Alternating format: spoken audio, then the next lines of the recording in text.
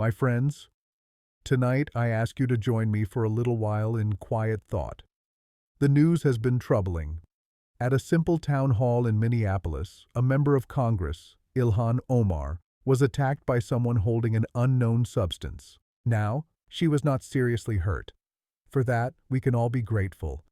But I know many of you saw the news and felt a shiver of fear, perhaps a kind of anger as well. You may have wondered, is any place safe? Is public life becoming too dangerous for us all? Let us begin here, by facing what happened and what it means together. I promise you, we will not feed outrage. We will restore perspective. History has seen times like this before, moments when fear tries to take hold, when division tempts neighbor to distrust neighbor. What matters is not what happens to us, but how we respond, as citizens, as one people, under the long, patient watch of democracy. Picture a snowy sidewalk outside that Minneapolis town hall, the street lamps shining on gathered neighbors. People came, braving the cold, ready to meet their elected representative face to face. That is not just politics. That is the American spirit, the belief that each of us, no matter who we are, deserves to have our voice heard. But then, violence intruded. It came not as a debate or a question, but as a sudden attack, a choice to harm, not to persuade. The first lesson is plain. Violence has no place in our democracy, not in the halls of Congress, not at the ballot box, not at a town hall on a winter's night. Leaders from both parties stood together to say as much. Republican and Democrat alike condemned the attack. They remembered what we must never forget. America's strength is her unity. When someone raises a hand in anger against a person serving the public, it strikes not just at one person, but at all of us. Think of a family, sitting in a warm living room, watching the news late at night. They worry about the future. Maybe their children ask, why would someone do this? What will we say to them? Do we tell them that all is lost, or do we show them, by our calm and our kindness, that the Republic can be saved? Many of you have read about rising threats against officials all over the country. Not only Ilhan Omar, but others like Maxwell Frost, attacked just days before this. These are not just stories for someone else. They are warnings for us all. I say to you, the answer to violence is never more violence. The answer is not rage or suspicion or stepping back from public life. The answer is the quiet courage of a free people, standing up for reason, decency, and hope. Imagine a teacher in a city classroom talking about the events of the day. Her students sit at worn desks, wide-eyed, asking hard questions about what happened at the town hall. She does not have every answer, but she shows them, simply by teaching, what it means to carry on, to keep faith in each other and our common good. Now, some have tried to muddy the waters, even people in high office. One well-known figure said, without proof, that maybe the victim staged the attack herself. Those words sparked anger from both Republicans and Democrats. The facts are the same for all. No evidence supports such claims. Let us be especially careful here. Words matter. When we rush to blame or to slander, we do not just hurt those we target. We poison the trust between us all. History has seen this before. When suspicion grows and truth is lost, fear follows close behind. Yet, let me tell you, hope is not lost. America has always met such storms with calm, with prudence, and with a faith that rises above the passions of the day. Picture a small-town main street at sunrise, a shopkeeper sweeping snow from his steps, neighbors waving as they open for business, the flag at City Hall stirring in the cold but steady as ever. This is the country we love, not perfect, but decent, brave, and always looking to a better tomorrow. We should remember that even when tempers flare and bad actors strike, most Americans carry on, helping their neighbors, voting their conscience, living with mercy. Think for a moment of the town hall itself. Its creaky folding chairs, the rows of people hopeful and uncertain, the elected leader on the stage. These are the rooms where democracy draws breath. If fear keeps us from meeting together, we lose more than just a meeting. We lose fellowship. We lose the muscle of self-government. So, my friends, ask yourself, what can I do? Should I join the shouters online, adding fuel to the fire? Or can I be the one who listens quietly, who answers hatred with calm, who reminds my children that every person, even those I disagree with, deserves safety and respect? Remember, not all news is black and white. Many facts remain unknown.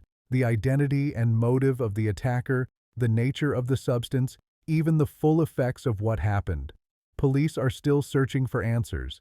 It is easy in these times of fast news and slow justice to leap to conclusions. I urge you, hold back, wait for the facts. Let truth guide you, not fear. Imagine, late at night, police lights shining on the steps of that town hall, officers working through the cold, speaking with witnesses, protecting the peace. The work of keeping order is not always loud, but it is always noble. Justice must be done, and it must be done carefully. Through all of this, we see the same lesson. The people, calm, honest, enduring, are stronger than fear. Democracy is strong not because we avoid trouble, but because we stand together in trouble's face. It is in our shared burdens, in days like these, that the real fiber of the Republic is shown. Think of Congress, far away in Washington, yet touched by what took place in Minneapolis. Democrats and Republicans alike voiced relief that no lasting harm was done and pledged to seek justice. They disagreed, as all lawmakers do on some matters, but found agreement on the most basic rule, that political violence is wrong always. This kind of unity is no small thing. It is what built our nation in the first place. People of every stripe, coming together not because they think the same, but because they love the same country. Picture a young voter walking to a polling place on a quiet street, ballot in hand, a little nervous.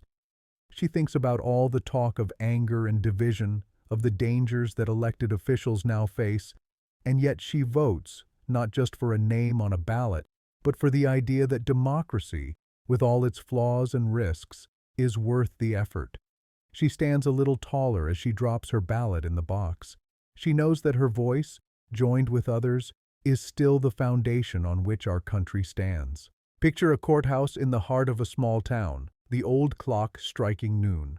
A group gathers on the steps, different faces, different views, but all there to witness the steady march of justice. It is a quiet thing, often slow, but it stays true.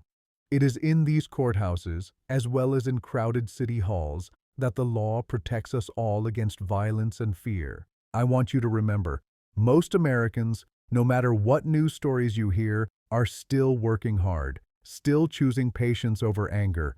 Your neighbors still help each other shovel snow, even if they put up different yard signs. Your children still look to you for how to act when things go wrong. Think now of the person who lashed out in that town hall. We do not know his motive yet, or what he hoped to prove. But we do know this: nothing justifies an assault on a servant of the people. Law enforcement will do its work, and justice, as it always must, will decide. One of the dangers in moments like these is to believe that violence speaks for more people than it truly does. It does not. The act of one should not stain the many. Never let your view of your neighbors be clouded by the deed of one troubled soul. Imagine, if you will, a school bus making its morning rounds, children chattering as they stare out at a flag flapping in the cold breeze. That flag, even on days as troubling as these, should remind us, this land belongs to all of us. No one person, no one act, can take away the promise the flag stands for. So let us pause often as we read the news or talk with friends to ask, am I feeding the fire or cooling it? Each of us holds a little piece of the public trust. Each word we say, each post we share, can move us closer to unity or further away from it. There are those who will try to use this moment to score points, some by casting doubt on the victim, others by sowing suspicion. I ask you to be careful. Democracy does not thrive on rumor or haste. It thrives when we ask for proof, wait for evidence, and speak only what we know. Picture a church basement, tables set for a community supper. The air is thick with the smell of food and the sound of easy talk. At those tables, differences are real, a mix of accents, of old and young, of strong opinions. but laughter is louder than complaint. This is America as it is deepest, imperfect, generous, never giving in to fear. My friends, the country is watching. Our children are watching. The world itself, often torn by division, looks to America not to see if we stumble, but to see if we stand back up, shoulder to shoulder, even after a blow. We must believe, even when hope is hard, that the Republic can be saved, again and again, as often as it is threatened, by the steady courage of ordinary citizens. Let us speak, always, from facts. Let us answer angry words with measured ones. Let us show each other, especially when the world wants noise, that America's heart is still strong. Think of a mother tucking her child into bed, her voice low as the night falls. She does not have every answer about the world's darkness, but she promises, in her own sure way, that kindness is stronger than hate and that most people want peace. You, listening tonight, are the safeguard of the Republic. Not any one leader or news story, but your conscience, your discipline, your willingness to reach for better when fear shouts, "Enough." In the days ahead, there will be more headlines, more loud voices, more invitations to anger. I ask you instead to choose patience, to listen for the quiet voice inside, the one that believes even now that America's best days are not behind us. So as we close tonight, picture once more the Minneapolis town hall, not for the violence but for the people who still came, braving the cold, hoping for a kind word or a simple answer. Picture, too, every small gathering in every town, each one a little experiment in democracy, kept alive by trust and hope. Ask yourself, what will you do when the shadows gather? Will you hide, or will you add your voice to those who stand for calm and decency? The Republic has known danger before, but every danger is also a test. We will meet this one, not by turning against each other, but by turning toward each other. America's strength is her unity, and history has seen this before. Good night, my friends. May tomorrow's dawn find every city and every heart a little stronger and more gentle than tonight in the wake of fear. And let me leave you with this. When fear and noise threaten our better selves, what kind of citizen do you want to be? How will you help the Republic endure?